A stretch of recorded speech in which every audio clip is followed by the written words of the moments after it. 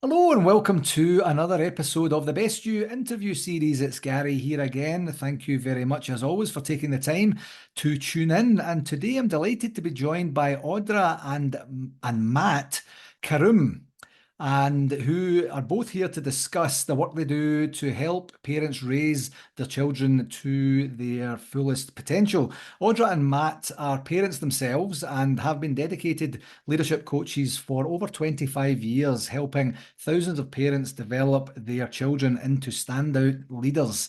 Audra and Matt also believe that children have determination and the strength just beneath the surface waiting to be released, and they continue to work with thousands of high-performing parents of children ages 3 to 9, which is going to be really crucial for the conversation as we go forward, who want their good kids to be great kids, as well as private, public, charter schools and developmentally disabled schools too. Matt is the creator, visionary and producer of Black Belt Bruce. He has operated many businesses and has been a lifetime entrepreneur and graduated with bachelor's in finance with a minor in real estate. And Audra has a bachelor's degree in child development and family ecology with a minor in psychology and a specialization in child life. Very, very impressive. Audra and Matt, thank you very, very much for taking the time to join me today. Thank you, Gary. We love being here. Yeah, excited to be here. Wonderful. So a wee bit about the background of what got us here. When Audra and Matt and myself were getting together, I was so interested in this topic because my son right now at the time of recording is 15 years old.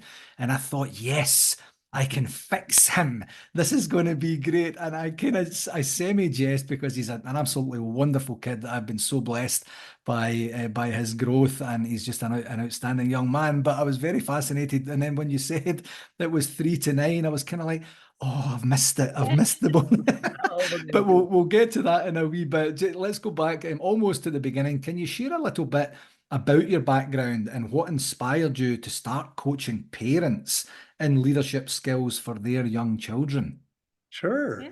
So we started in our family martial arts business, and my father had started it back in 1975.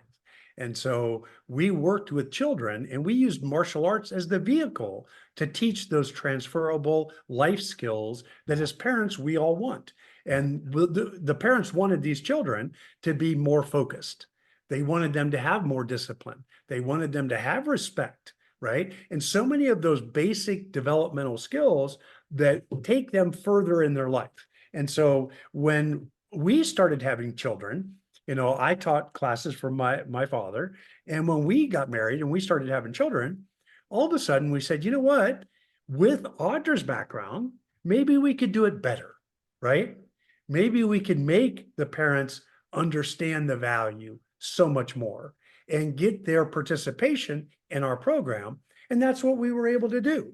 So it was really a big combination between the martial arts side and then the side with Audra in development. Yeah, and what we found, if I can interject real quick, is that so many of the parents, the martial arts was just a vehicle. Like, it's a great place for them to show up every, twice a week. But it was more the influence of, the people in the school, how we behaved, how our children behaved, and how that influence happened. And so then we'll walk through how our curriculum kind of worked.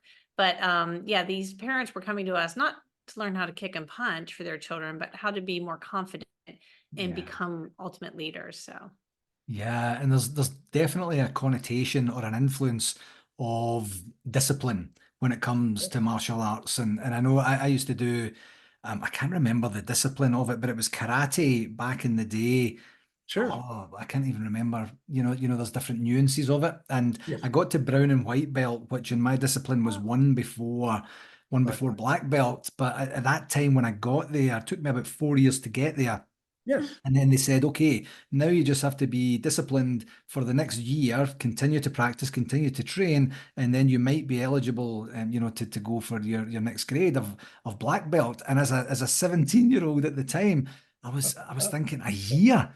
Yeah, that's What? forever. Yeah, Right. and I did it off my own back. There was no influence from my family or friends or anything. I just loved it, watched the Karate Kid and then thought I'm in. But Yes. Yeah, and then I gave up, and I'm quite sad to say that, that I didn't. There was other influences in my life in the west of Scotland at that particular time. But what I love about that story is is looking at the opportunity to continue to contribute at a deeper level.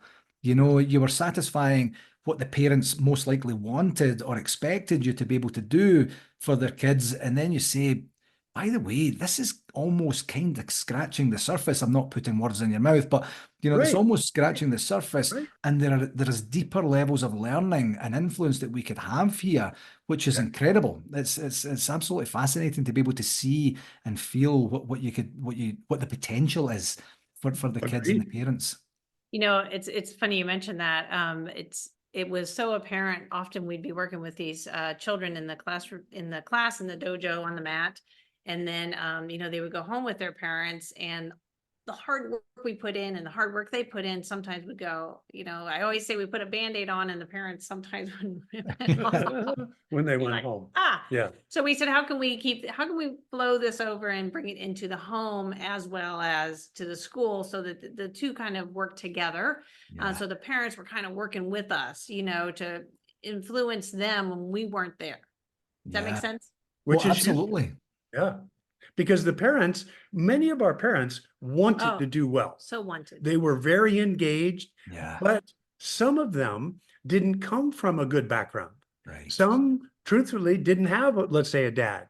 Some didn't have a mom, right? And so despite them wanting to do well, they didn't know how to act, right? And so that's where we really involved Audra to expand our curriculum. So it not only taught the children in our program, it showed the parents how to support their children in that development. And Yeah. consequently, the parents then also learned and improved too. So it was hugely beneficial and Yeah. very rewarding as well. Yeah, and I imagine it probably wasn't without its challenges. I think about my experience in terms of whenever I took Leo as my son, whenever I took him to events, it felt like I was the only parent that hung around at the event, Yes. whereas other parents were like, drop off and pick up, and you make this kid into whatever it is, whether it's swimming lessons or whatever it was he was into. And I was always like, that's odd, because I want to see how he's doing. I want him to know that I'm there. So did you experience some challenges where some of the parents are like, hey, this is not for me. This is for the kid here. Don't try and fix me. We, thanks for bringing that up, because it's something we don't often talk about. But yeah, so many of our parents wanted to be engaged, and they stayed, and we invited them. We really made the environment inviting, and we knew we couldn't be successful with their children without them having bought into the idea of how we were going to move forward. And when they could watch, maybe Mr. Karam, is what we called him in the school, on the floor, and his behavior, and what would watch the other children and how they presented themselves, then the parents started to like really absorb it, and they're like, okay, this is what I want. And that's part of what they were excited about. And so they wanted to, we all know people learn best by modeling, right? By seeing, as opposed to reading a book.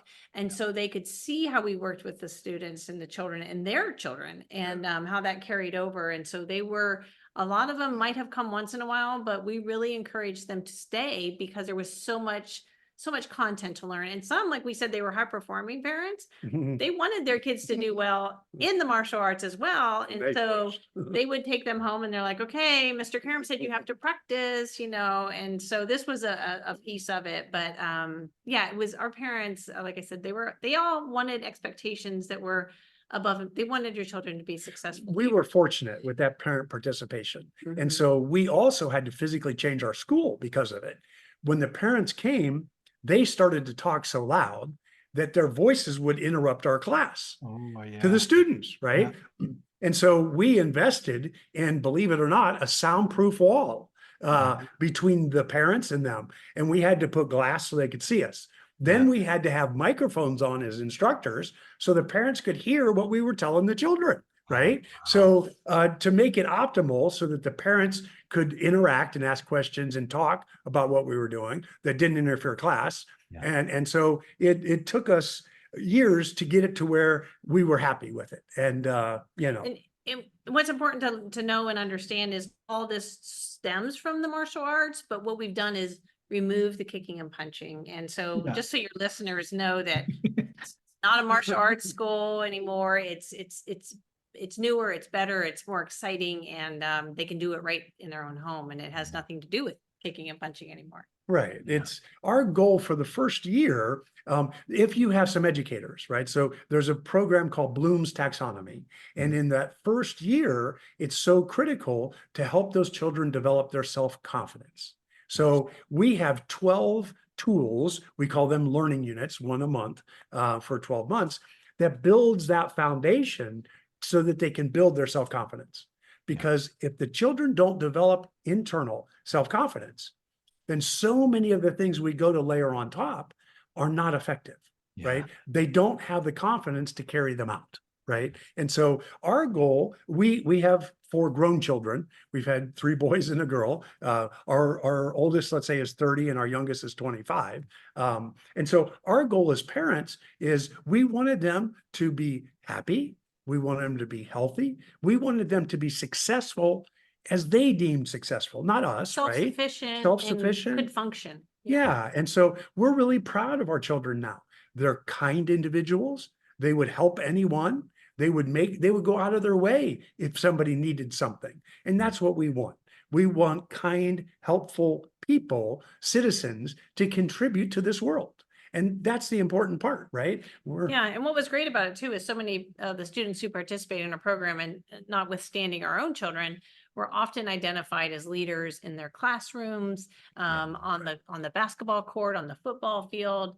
The other students looked up to them. The teachers gave them extra responsibility, and the coaches gave them extra responsibility. All of them at their workplaces, they know when they've come through our program.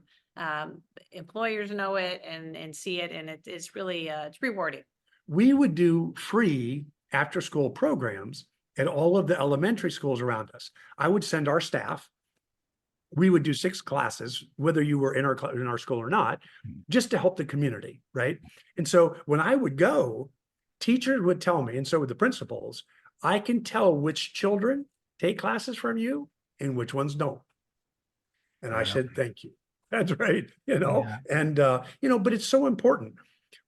I myself, as the main instructor, I was very respectful to those children. Yeah. I called those children sir or ma'am, right? I didn't belittle them. I didn't beat them up, right? No, the contrary. I raised them up, right? And so if you teach children how to treat you because you do it in a positive way, they'll do it back. And they'll do it lovingly, right? And they'll learn even more, right? Between a carrot and a stick, right? We've learned that, the stick does work for a short period of time, but it's not the most effective for long term, right? And so the children rear up and kick back. And so we made sure that we created an environment that they wanted to come to, they wanted to please us, and that they worked really hard to do that. And when they needed guidance, all children, ours included, need guidance sometimes, and they don't all make good decisions, right? But that's why when they're in I guess what I've learned as a parent, the real pain a parent goes through is when you have, let's say, a 30-year-old child, you see them suffering outside your home for things that are out of their control, and it breaks your heart. Those are the hardest pains. When they're still at home and they're still under your roof, and we would always call them teaching moments, right? When things didn't go well or the rails came off, right? And you could sit down with them, you could talk about it. What can you do next time? How can we handle this? What, could you have done differently? And all those kind of things. Those are easy conversations to have when they're at home. But when they go, that's really when you see that as a parent, that it's very painful. And so. It's fascinating, back to what you were saying about the 12 modules and, starting with self-confidence and such. It's in my head, that's not exclusive for kids. because, you know, part of my ongoing offerings is for adults and prospective leaders or new leaders or even established leaders to say, like, you've done a whole bunch of work on yourself, you know, in terms of hard skills that you've learned, say, for example, having, you know, performance conversations, consensus building, delivering bad news, something like that. But you've Yes. not done a lot of work in yourself to understand who you are, how you act, how you react, your turn-offs and turn-ons, and your ability to be able to cope in certain circumstances and situations. So I'm fascinated. I will get back to the children here now, but it's not just for them, but I love the concept of getting it as early as is practicable so that they have that in their tool belt to be able to move forward. But yeah, you bring up a really good point because you know, some people and some parents will dismiss it as like, oh, I'll work on it later. Yeah. And we all know that the younger you can learn this stuff, the better, because it becomes a part of who you are, Yes. right? And then it sets you up for success, and you have these little wins and little wins and little wins, and then as you keep going, then you're in the big boy world or big girl world, whatever, and then you're succeeding. And you know, we have a limited learning window, which is an important piece we want to share with your listeners, that when they have these children is between the ages of 3 and 9. Those are the best time to be teaching these skills, because as we all know, when we get older, we learn a little slower, right? But in the excitement for these children at that age is so powerful because they want to do well. You know, if you could go back in time with your children and maybe you pick the best time, what was the, you know, the best learning time? It's been proven over and over again. It's between 3 and 9. And that's what we've focused on because it's such an exciting time.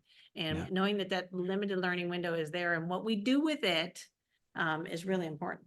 So to back that up, Brown University did a study of 50,000 families.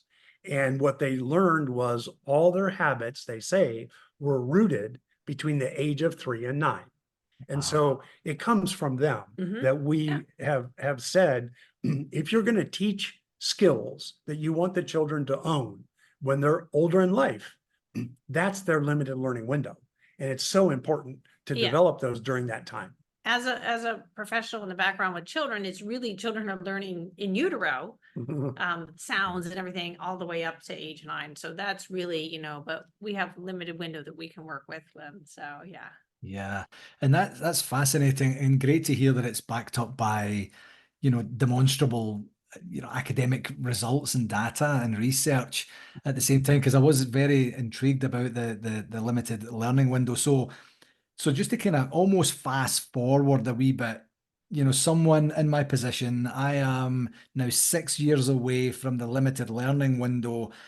It doesn't mean there's no hope for Leo and I. It's just a different nuance. There's a different way to impart and absorb the lessons that are learned. Correct. Different energy level would be the Yeah. first thing. Yeah, go ahead.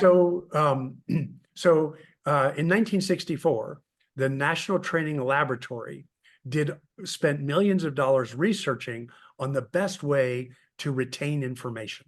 Okay. And so first thing you have to do is retain the information before you can implement it, use it, or own it, right? And so they had 3 stages. So stage 1 was to watch a video, and that would equate to 20% retention, right? And then second is if you had a discussion after you watched the video, that increased, they stacked on top of each other to 50% retention, okay?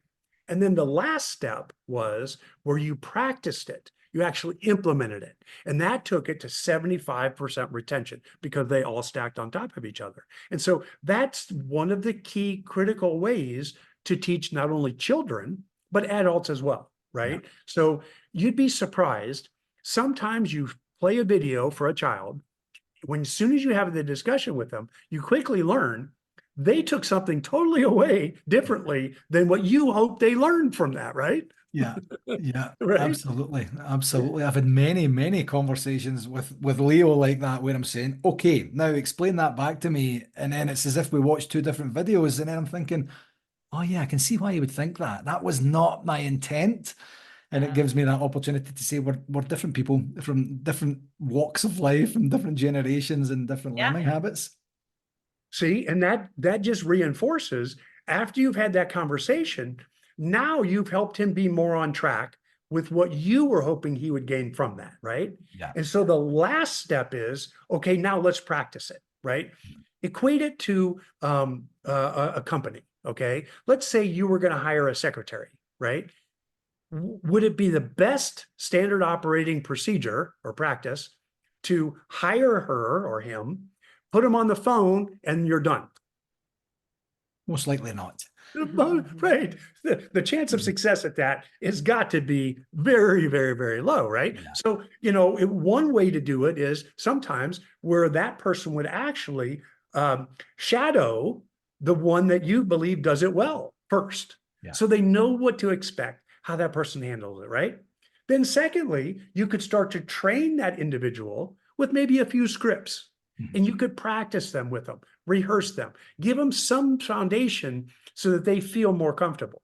Then when they go to do it on their own, you don't just throw them out there, hopefully on their own. Yeah. You let the experienced person maybe shadow them as a new person while they're doing it. So they have some support, they have some guidance. And when they don't do things exactly perfectly right, no one does, we're all human, myself included, I don't. Then that person can say, you know what, maybe next time you can do this and do this, right? So you do that with an employee, right? Generally, in some frame or fashion. We had a parent, I'd like to give you an example. We had a parent, now he came out of the Marines, okay? And dad was tough, and so they had an event that was coming up where they wanted to go to this theme park. The dad told the son, if you don't clean your room, you don't get to go. Sounds okay. Yeah. The dad never taught the son what he meant by clean the room. The young boy didn't know what to do. He tried. And at the end, dad said, you don't get to go. You didn't do it right. So, they ended up in our office, right? For a parent conference, right? The wife was unhappy. The dad was not happy. The son was upset, right? I mean, it threw everything off, And so when we went through it with dad and said, have you ever set those expectations? No. Did you watch and teach him? No. Did you monitor what he did? No. Okay, then how is I couldn't do that, and then dad understood better, and mom of course was upset and, so it just, now to their credit, they said, okay, let's try it again and we'll go at a different time. And they did, and they made it right. But, and then to your one point about the adults, I wanted to comment. We had a gentleman that worked out at our martial arts school, and in the United States, he was ranked number 7th in full contact fighting. Okay. He was very good, muscular man, didn't even work an outside job. He actually conditioned for 2 hours a day. He did his martial arts stuff for 3 hours a day. And the rest of the time he worried about what food he ate. And his wife worked the whole time, right? Yeah. So, I mean, this guy's dedicated. You would think, so we partnered with him, my dad did at that time, to open a brand new martial arts school. Now he's since passed away, so I don't mind saying this, but he was the worst teacher you could find. When he would fight with people, he hit them so hard they never wanted to come back, right? And the people are like, wait a minute, you didn't even show me what to do, Yeah. And he never had patience to show anybody anything. Yeah. And he picked it up just like that. So he never learned the skills to not only identify what he did, but to teach it to others. Right. So just because you have the internal skills to be a leader, potentially, or to be a good manager, right, or to handle yourself well, that doesn't automatically make you a good teacher. Right. We have to work on it. Right. The science of pedagogy is the science of teaching. Right. And so even though we want our children to do well, we have to work on it. We have to be intentional, right? And so we have a gentleman, he was the assistant dean at Yale University of medical school, right? He's been there 45 years. And he said, when he was going to school and his other fellow classmates were going to school, it all appeared to be the same. They all had caring parents, all that were involved. But somehow, when they got older, some of his peers did not go in the same direction as he did. Yeah. Some of his peers went to jail. Right. Some of his peers did things that he weren't supposed to do. Yeah. And so he went back and started to focus on, he's like, there's no research done on how these children came from what you'd arguably call a good home, or parents that cared, had a mom and a dad and all that. And what he ascertained was, in his research, was that the parents had to be intentional about teaching development. Yeah. They couldn't passively stand by and say, and nothing, right? They had to be active. They had to participate. They had to show them the values of it. Mhm. That was the difference. Yeah. And this man, to say very educated, I mean, he's got every degree known to man, and he's at Yale, and you know, he's in charge of the children's psychology department at Yale University, on top of being the assistant dean of the medical school. And no research was ever done on that he could find other than the research he did, right? And so what we say to parents is, they're not going to learn it by osmosis. Yeah. You have to be intentional. Mhm. Help these children develop these traits, right? And so I want to give you an example. We had one of our weekly assignments that they had to do was make their bed, okay? Yeah. And oh my, we had parents that just, they'd throw a fit. Why does my child have to make their bed? What, you know, and we talked about many of the benefits and everything like that, you know, but I loved it when the colonel from I think it's the Navy, he came out and he wrote a book, Make Your Bed. Yes. Right. Yeah. And if you see his keynote speech, it's incredible, right? Yeah. And all the people that served under him said he was an incredible leader. But his point was, I want you to have start the day off with one success. Mhm. It's very simple, which is make your bed, right? And so I felt vindicated then, you know. I went back, we bought some copies of the book for the school. And then some of the parents that asked me, I remembered. So I handed it to them, you know, and I said, hey, can you read this? Take it home, you know? And so even though sometimes parents don't understand how everything goes together, Yeah. it does, right? Those minds are sponges, right? Yeah. They'll develop new pathways in their brain if you give them the tools to do it. Believe it or not, that other children do not have. And so, you know, I always told, we have 3 boys and a girl. And so I always told the coaches, I will give you a child that's coachable. I guarantee he will listen, but you teach him the fundamental skills of your sport, right? Yeah. I'll give you an athlete. Yeah. And that was my job. And then your job is to teach them, right? And I'm not going to get in your way, you know, and if you need help, tell me, you know. And I was always proud of my children for participating, listening, and leading the teams. And I have to say, all 3 of my boys, when they started football in let's say the YMCA, even before they had organized stuff, all of the coaches on their own put them as quarterbacks, right? And it wasn't because I asked, wasn't because I was there to throw the football with them. I didn't show them anything. Yeah. As all I did was I made them an athlete that was trainable, period. Yeah. You know, and it was very evident from the coach's perspective. They saw it. And so, you know, where they ended up, it didn't matter to me. You know, I just wanted them to give 100%, learn from the interaction and enjoy and take that the rest of their life. And they did. So, yeah. You know, it's fascinating thinking back to the bed making analogy, and even back further to the Marine who decided we're not going on this trip. I just had this vision of everyone listening who's a parent thinking, I've done a version of that. It wasn't done to my expectation, and the punishment was whatever the punishment was. And then I realize now that we never actually sat down and said, here are the standards, here are the expectations, this is the threshold of acceptability. If you do your best, then we'll get it going. I kind of had a shudder myself, and I'm sure I'm not the only one in there as well. So in terms of what would you say would be the biggest challenge that you face, either with the kids and or with the parents as a unit in terms of getting the curriculum to be successful?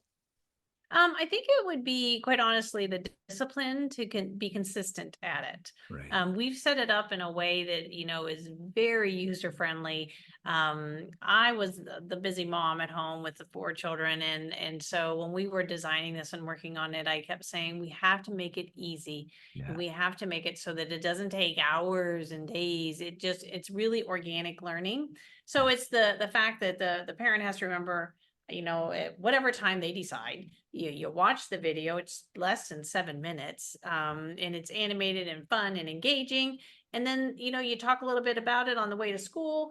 And then all week, the kids are doing whatever Black Belt Bruce has asked them to do. Like simple as say please and thank you, and it's organic. It's happening through the week. And we as the parents are participating with the kids, reminding and over emphasizing the please and the thank you, or holding the door open, or whatever it might be that we're working on.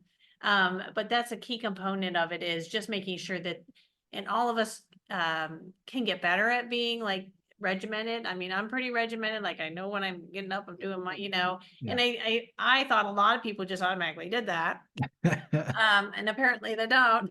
So with that in mind, we've tweaked it to say, you pick the time of day, but just find, 10 minutes a week is really all it takes. And that was a thing. But yeah, it's just a consistency of remembering to, we're working on this. But once that, what we do find is once the parents see the results and they see the growth, then they buy in right away too. So we say, give it a few weeks, and there's no way we believe that you would say, we're not gonna do this anymore, because the outcomes are just really powerful.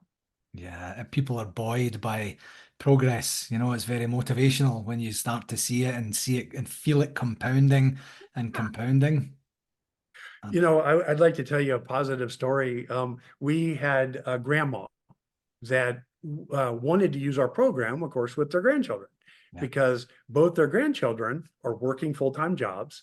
So she would go pick them up from kindergarten or preschool, whatever grade they were in, and then take them to the park or get them ice cream or whatever. But she said, I wanted to make sure that these values and morals were taught to them, right? And so I guess the one time grandma went to pick up her what was her name? Alessia. And so she was in kindergarten, and the kindergarten teacher always had a kindergarten aide. Well, the aide didn't show up that day. So the teacher was the only one in the classroom. So Alessia, what did Alessia do? She was 5, and one of the missions, which is what the action is for the week that the children do, that Black Belt Bruce says your mission for the week is. And so the mission for the week for that week was for the child to go ahead and step up and say to someone, what can I do to help? So she, in her infinite wisdom of 5 or 6, she saw the teacher was like, okay, we don't have the aide today. And she marched herself right up to the front and she said, Mrs., she said, I see you don't have such and such here. What can I do to help? And she was like, Alessia, thank you so much. And she gave her a little responsibility for the day. And, Alessia is just, bah, bah, bah. And well, that's what it takes, right? And the teachers now got our eye. And so things are working positively. And then she kind of shares, she shared with her grandma how that went. And of course, grandma's, super thrilled for that. So, and it's good stuff. It's all good stuff. It's teamwork, and it's learning about your country that you belong to, and your history of your parents, and helping take care of things. One of the big things that we always did in the martial arts school was I would ask the students, what team are you on? And invariably they would, I'm not on a team. I don't play basketball, I don't play football, whatever, And I'd say, wait a minute, are you part of a family? And all of them said yes, right? That's your team, right? You have to pull your weight on the family team, just like you would on any other team, right? And so we had an exercise we would do that we had to. We just incorporate a lot of fun activities that the families can do, with their children, and it becomes a family learning thing, because what do we know best is that these children, again, model us. And when we're having fun and we're learning together, everybody's learning, right? That's for sure. Absolutely. So you identified earlier there's 12 core learning units Yes, for sir. your curriculum. Can you give us an overview of what that looks like? I know you said it spans over the course of a year. Yes. Yeah, so to mention all 12 isn't really it. You can start anytime is what's so great about it. But we're always learning better manners, so courtesy, and how to be respectful, and what words do we say when we talk to someone, and doing extra nice things. Like, so we have like it's a going above and beyond month, and so that's like, oh, when mom's coming in the door, you hold the door open for her. And a lot of, parents are like, my 3-year-old can't do that. Yes, your 3-year-old can do that. You know what I mean? You give them a little help, and then they feel that power and that pride of, I help someone. And doesn't it feel good when we help others, right? And in the discipline, one is like, hey, let's make our bed this week. And Sure. we make it fun.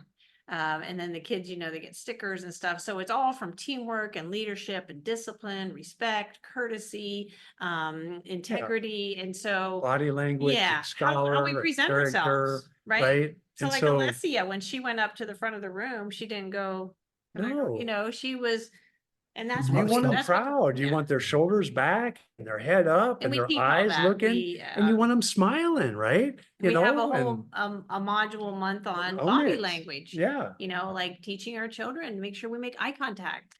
I'll tell you, my kids never did a presentation to where you might practice it, before you went in, and my daughter especially. And she says every time now she makes a presentation, she pictures dad going, "Oh, look Yeah. at me, Yeah, look at me," one of our modules is peace, right? Yeah, how to find How to help, relaxation. yourself first, and then how to get along with others, right? It's so important. We know you may not get along with a classmate or maybe somebody on the bus, Yeah. or you may not get along with a coworker or a manager, but we all are going to have those in our life, and there's nothing we can do to change it sometimes. Yeah. You just have to ride it out. And so, And more importantly, and this is a big one for Matt, not so much, I mean, I see it, but he was always about, never wanted any of the children to be bullied. yeah, And Yeah. you don't have Yeah. to teach them to be kickers and punchers. You just have to teach them to have that pride and that self-esteem. And then you're really not a target. And so when they go through this curriculum, you put a body of armor around your kids too, just on the school bus or on the playground, right? And it's powerful, because then they get better opportunities. sure. Absolutely. It's so fascinating, especially when you're talking about the body language. One lesson that I specifically went out of my way to teach Leo was a firm handshake. Like, when don't be super limp or anything with your handshake, because it's off-putting. If you receive that in your hand, then you're not thinking about the person anymore. You're thinking, what happened? Like, what happened to their Right. hand? And then Exactly. then you're losing it. And I says, and the second key thing of that is look the person in the eye when you're shaking their hand.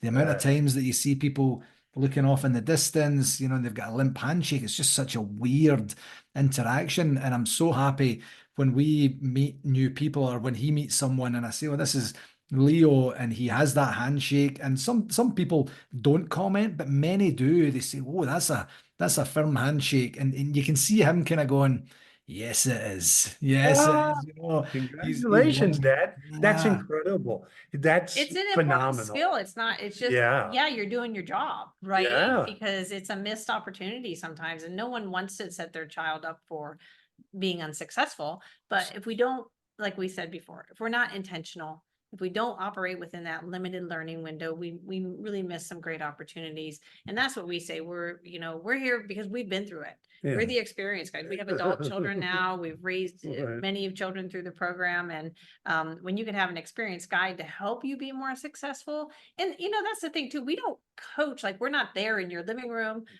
We don't even involve you. You can do all of this without us. We've Yeah. mechanized the program to be so user friendly. It's just you and your family at your pace making it happen.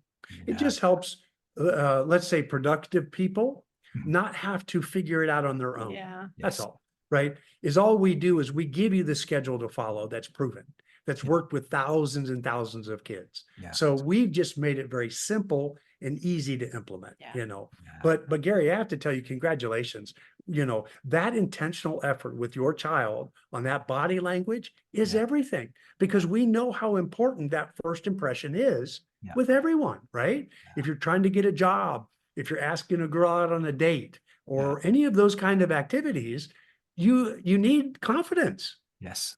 You know, a Absolutely. girl doesn't want to go out with a guy that's got his head down and won't even talk and mumbles, right? Yeah. She's not happy, right? That's that, Exactly. you know, and an employer doesn't want that. So, you know, Gary, that you hit it right on, spot on, right between the eyes. So Job, Dad. good job, Dad. Thank you. Congratulations. Well, this is great. Look at me getting kudos. I love it. I love it. So Congratulations. before I let you go, can you share a success story that highlights the transformation that a kid going through the program and adopting the practices and principles from the program can enjoy and endure with as they go forward? Well, we have one that we share, and it's a little girl, Sarah, and kind of how she goes from being introverted, and like I said, we really say it's good kids, great kids. So you know, that's who we find best. And so she was struggling to being shy and a little uncomfortable with herself, but through the Black Belt Bruce curriculum and the program, she went ahead and just kind of found her new light. And it was just through baby steps, right? It wasn't like, let's do a class, let's do this. It was just through organically participating in our curriculum.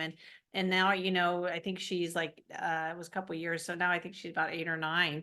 And she is just finding so much more fun at school and better friendships, and, you know, getting the opportunity to pick and choose what she wants to do with her day when she's at school and who she wants to play with. And she's not, you know, kind of slithering off to the side and worrying about who's going to be mean to her sometimes. She's now a leader, right? She Yeah. used to be scared, intimidated. She would stand back. Despite her wanting and different things, she wouldn't speak up for herself, right? And so Her parents were so proud. yeah, you know, some people would say broke out of her shell. And so she now is the leader at the school, right? She now helps other children, right? And she brought them an idea that we had seen.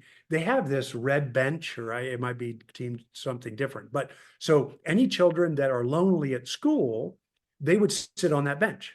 Yeah. And she would go over, introduce herself, and she would then get that child and bring them in to other activities, right? And her parents were not only so proud of that, but she derived so much inner confidence from doing that. And so she's clearly a success story that is just, her parents never thought that would become her. Yeah. They never saw it. It's incredible. What a beautiful story. You know, and one thing I'm kind of reminded of through the whole theme of the conversation is the parents, and I say that probably a bit biased as a parent myself. You know, that it could be daunting for a parent to say, listen, I'm just figuring this out on my own as it is. If you're adding other stuff on top, I don't know if I can handle that. So I love you make of this what you will.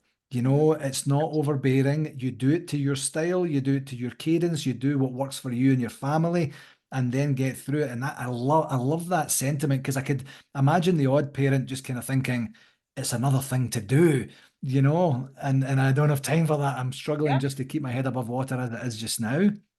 And yes, and I would always backtrack with that and say, you know, it's not another thing. It makes your life easier. Definitely. And it makes your children more successful. And when you don't have to remind your child to do something again because they're all bought into this, will save you time. When you don't have to nag, you know what I mean? And like I said, it's all about these good kids who are doing well. We just want to nudge them up a little bit. Raise the bar. I love it. Fantastic. This has been a tremendous conversation. Where can the listeners find you? We've got a couple new places, Matt will tell you. So basically our website is blackbeltbruce.com. So that's one easy place to go see some of the curriculum. And then we have some great episodes on YouTube. And so on YouTube, it's called Black Belt Bruce Club on YouTube. And so we would encourage you to go there, watch some things with your children, and enjoy the time and the experience. You know, I know it sounds like a cliche, but the kids are not young for long. Yes. And you know, we just have the good fortune of being blessed. We have our first grandchild, and he's only 3 months old, right? Wow. And to say your heart, just when I see him, I just want to squeeze him, and you know.